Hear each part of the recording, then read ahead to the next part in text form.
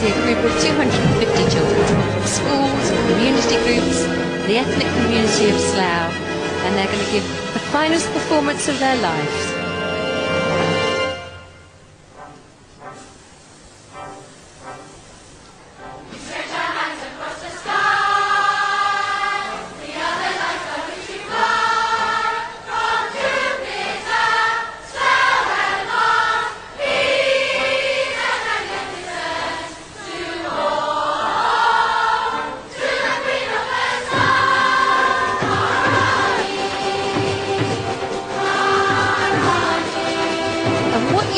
There, in the middle of the square, is the orrery. It's been specially created by the school children artists from Slough. It's a mechanical astronomical model, been created through workshops in local schools, and it's got a celestial theme inspired by Sir William Herschel, who was a notable historic figure in Slough.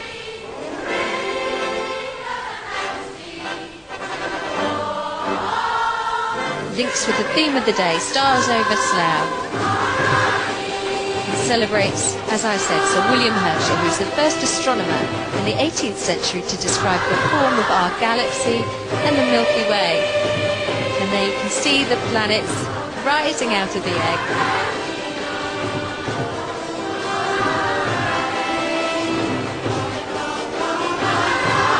Children there have been waiting since 8 o'clock this morning in their t-shirts. All very nervous. I chatted to them earlier. Very excited.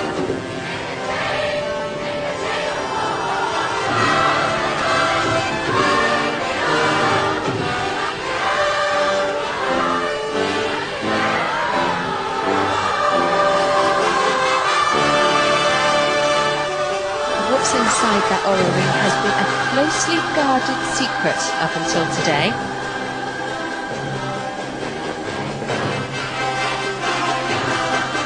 You can see the mechanical solar system emerging over Slough.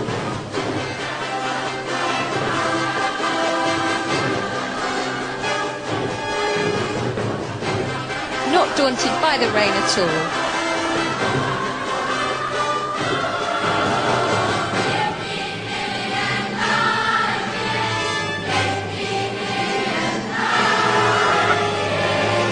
In a moment, the Queen's going to launch the Music Live event.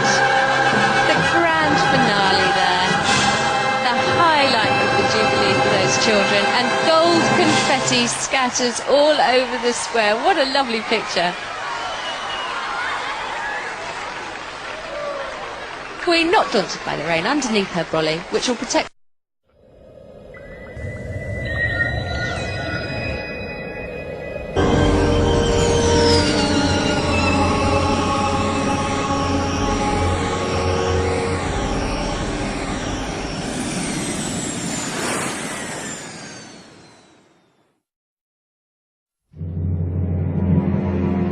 The Temple of Hathor at Dendera in Egypt is dedicated to a deity who had dominion over our Milky Way galaxy.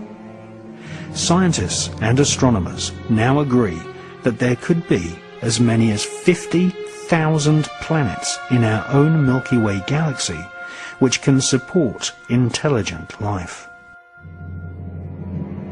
On the ceiling of the temple, giant carvings depict star constellations, and on the walls, reptilian humanoid aliens are standing beside technological devices.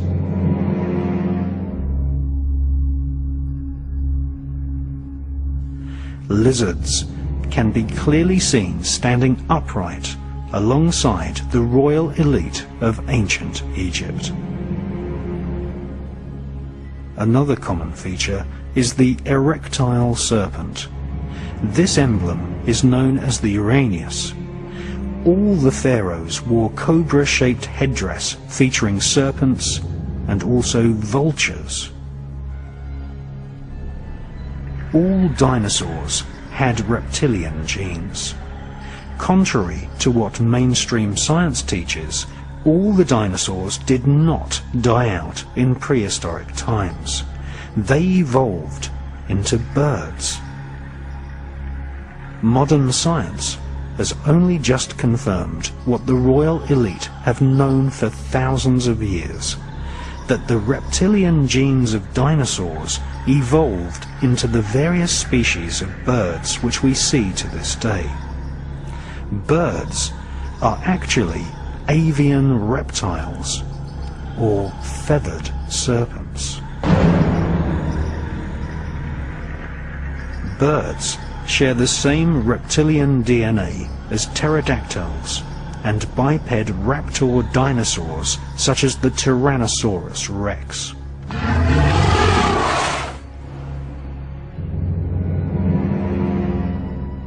Images of gods from the stars, symbolized by feathered serpents, can be found all over planet Earth.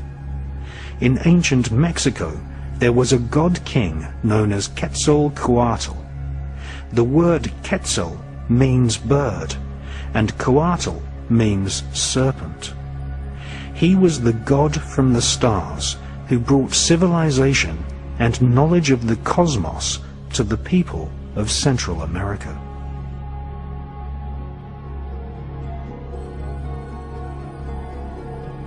Ancient texts from Yucatan, known as the Chilam Balam, tell us that the first inhabitants of the region were called the Chanas people, which means people of the serpent. They were ruled by a king called Itzamna. The word Itzam means lizard, and he is depicted as being half human and half serpent, just like the reptilian figures seen on the walls of the Temple of Hathor in Egypt.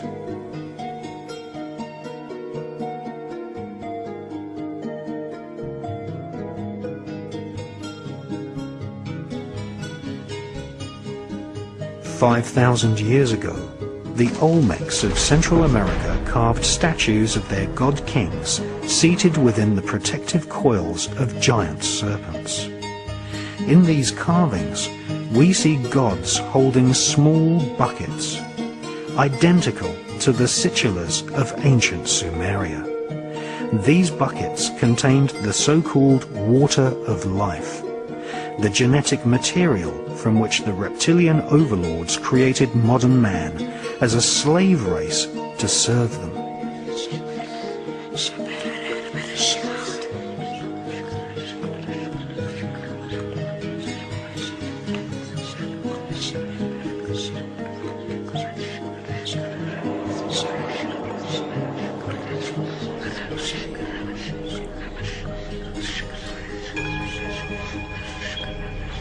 In North America, at Sago Canyon in Utah, we again see erectile serpents flanking star beings. This is the exact same iconography as we find at the Temple of Hathor in Egypt. This suggests that knowledge of a race of reptilian aliens was accepted as fact in the distant past right across planet Earth.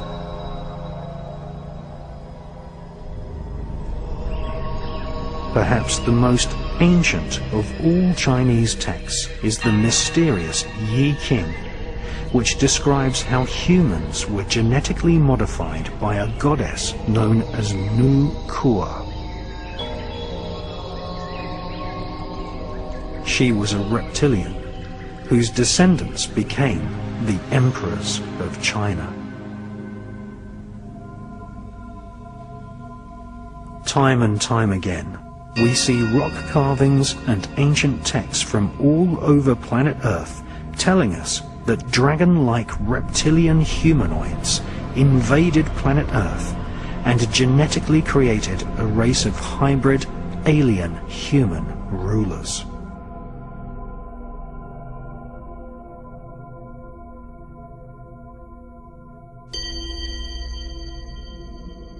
Many authors believe that the reptilian Anunnaki warriors of ancient Sumeria, who invaded the Caucasus Mountains, have secretly continued to control mankind via the worldwide network of secret societies which are loosely described as the Illuminati.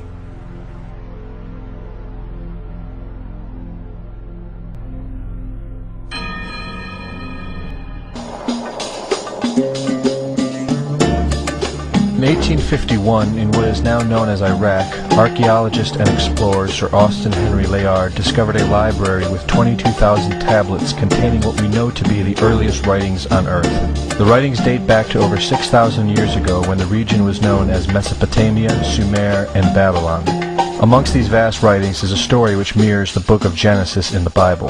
It tells a story of a great flood which reshaped the face of the planet Earth and all of her inhabitants. It tells a story of a tower built and the creation of the spoken word. One of these scrolls includes a star map of what appears to be a sun and its planets. The writings include detailed descriptions and maps of our solar system matching what we know today and beyond. It includes a 10th planet in an orbit between Mars and Jupiter. It is written that the 10th planet Nibiru was thrust into our solar system and collided with the planet Tiamat. The remaining bulk of Tiamat over time became Eridu, the Earth as we know it, and the rest of her became the asteroid belt. In retrograde to the other 9 planets, Nibiru took orbit around our Sun in a long ecliptic or apogee. Lasting 3,600 years, it passes between Mars and Jupiter. In recent years, based on the patterns of our known solar system, astronomers have been looking for a planet with this same orbit. In search of this planet, they discovered the planet Pluto. The search continues. According to the ancient texts, this detailed information was given to them by the Anunnaki, or those who from heaven to earth came. They described the Anunnaki as a reptilian race of gods which came to the earth in fiery ships from their home planet of Nibiru, the 10th planet. It is written that these Anunnaki came to the earth to mine gold and other elements to serve in protecting the atmosphere of their distant home planet. After a workers' revolt, the Anunnaki rulers began to genetically alter Cro-Magnon man to create a slave race, resulting in the human race. It was said that we were created by the gods in clay vessels. It is written that man was forbidden to depict the Anunnaki in their actual form. Just prior to the Great Flood, the bulk of the Anunnaki would return home, leaving numbers of them behind to watch over the earth. Anu was king. Assigned to Anu to heed his instructions. 300 in the heavens he stationed as a god. The ways of earth to define from the heaven. And on earth 600 he made reside. After he all their instructions had ordered, to the Anunnaki of heaven and of earth he allotted their assignments. This story of reptilian gods from the heavens creating man is not at all uncommon. It in fact can be found in most every region of our planet. In Japan, emperors claim descent from dragon gods who came from the sky. Australian Aborigines teach of a reptilian race which lives underneath the earth and governs over men. They believe they are descendants of a race of dragon humans. China teaches the serpent queen Nukua interbred with man. India calls these reptilian gods Nagas and claim they seeded their royal families. Throughout the Middle East it is believed a serpent race created man. The book of Genesis tells of giants who came from the heavens to breed with the daughters of man. They are called the Nephilim. In Africa they call them Chitauri, children of the serpent. The royal kings of Africa claim descent from serpent gods who came from the sky. In South America, the Mayans teach that their ancestors were the people of the serpent. The Aztecs were said to be created by a serpent woman. In America, the Hopi Indians believe sky gods came to earth to breed with their women and refer to them as their snake brothers. The word Sioux means snakes, and Iroquois means serpents. It seems the only places you will not find this historical story is where the history has been methodically destroyed. The descendants of King Anu in Sumeria and Babylon can be traced throughout time. The pharaohs of Egypt were from the bloodlines of the Babylonian kings. The rulers of the Roman Empire can be traced to Egyptian hierarchy. All throughout Europe, the royal families can be traced back to the great Roman emperors. 34 of the presidents of the United States are directly descended from European royalty, with the remaining 8 who are only closely related to these same bloodlines.